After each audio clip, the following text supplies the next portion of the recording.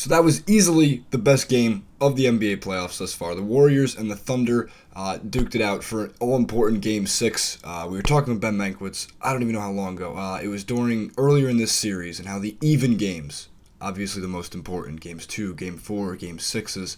And in this case, the Golden State Warriors will be going back to try and win Game 7 in their home arena, Oracle Arena, that is. All right, so where to begin? Let's go to the first quarter. The Thunder stormed out pretty strong, and I would say a lot of this series in general has come down to rebounding. And when we get to Klay Thompson shooting night and Steph Curry shooting night, and of course I want to get into a little bit of Kevin Durant as well with this clip, because KD has not been performing well, and that's tough to say because I always trust Kevin Durant.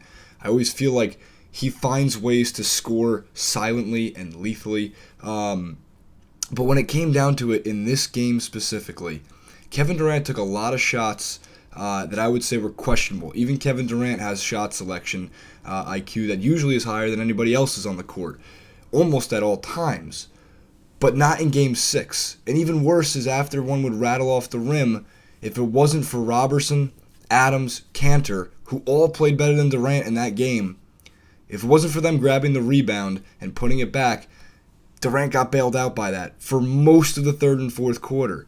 How many times? Robertson played better than Durant. Robertson was one of the best players in the Thunder all night long next to Westbrook. If this was a 46-minute game, the Thunder would be in the NBA Finals. If this was judged by a boxing scorecard, the Thunder would have won rounds 1, 2, and 3. But round 4, that fourth quarter, is where the Thunder lost the game. Now, some people are going to say, well, did the Warriors win it? Did the Thunder throw it away? What did they choke? So I find it a little bit ironic because one of the big reasons why analysts pegged the Thunder to not beat the Spurs, and then when they beat the Spurs to not beat the Warriors, was their regular season woes of being able to close out games in the fourth quarter. And that's why they didn't win 60 games this year. That's why they weren't challenging for the 1 or the 2 seed, given how good the Spurs and Warriors were during the regular season.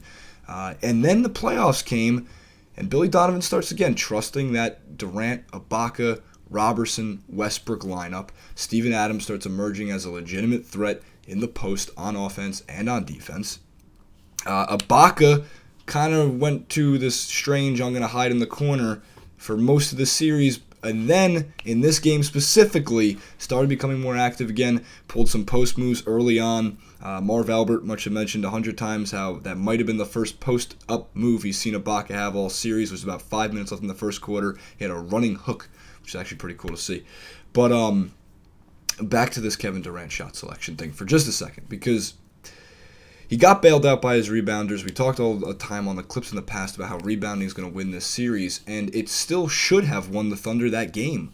The last 2 minutes, even when Klay Thompson and Steph Curry were shooting the Warriors back into it, making it was sensational shooting from Curry and Thompson.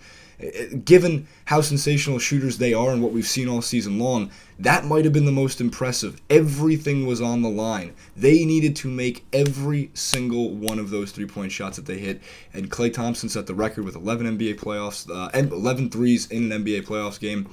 I'm just going to safely assume will be broken by either Klay Thompson or Steph Curry, either next year or the year after. Someone's going to get to 12 or 13.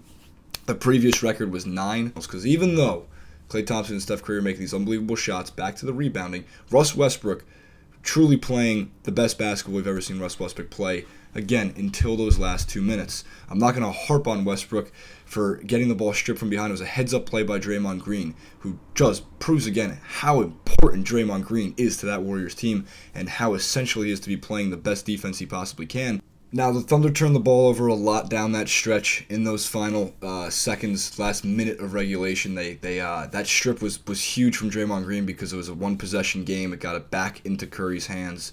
And then Curry kissed the glass higher than Jimi Hendrix used to kiss the sky. It was seriously one of the more difficult shots we've seen him take all night in that game.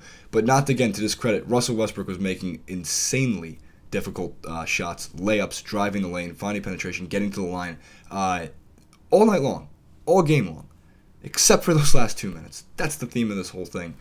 The whole clip is the Thunder just couldn't close it out on their home court. But the series is not over, all right? Dallas Mavericks, 2006, blew a 3-1 series lead to make it 3-3. They had to go back to San Antonio, and they won Game 7. Pretty convincing fashion. Speaking of the Dallas comparison, this is important. Enes Kanter had some beautiful moves on the offensive end of the floor, including a Dirk shot. So anybody who's missing Dirk Nowitzki during this playoffs, just wait for Kanter to pull off his Dirk move in Game 7 again, because it was pretty awesome to see. Credit where credit's due.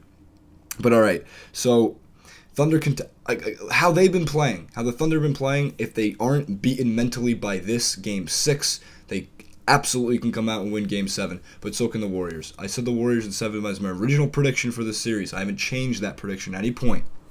I believed that it was going to be 2-2 going back to Golden State instead of it being 3-1 originally. But does it matter at this point? No. Game 7's at Oracle Arena. It's not an easy arena to win in, but the Thunder have proved that they can do it.